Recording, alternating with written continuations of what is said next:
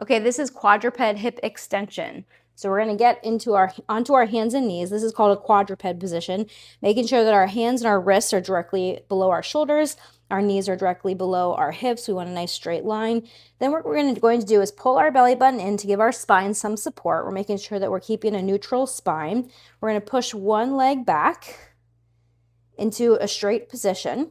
And then we're going to lift that leg in the air. As we lift that, we're activating our glutes, okay? So we're really focusing on this muscle right in here, trying to keep our spine in neutral, squeezing that tush, those glute muscles, making sure not to round your back, okay? So this is what I do. Make sure you're not rounding your back like this and letting that back arch.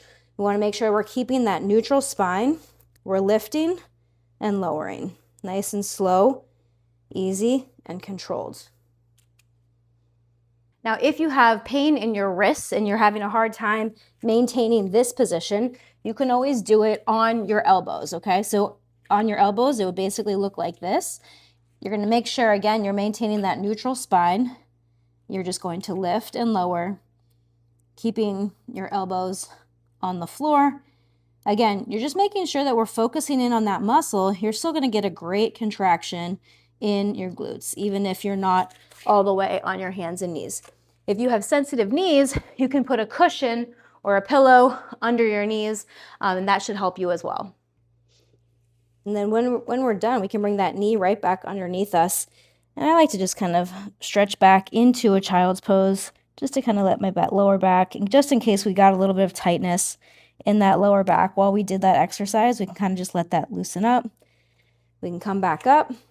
And then we're going to repeat on the other side. Again, making sure we keep a neutral spine, squeezing that tush, lifting the leg. Same number of repetitions on the opposite side.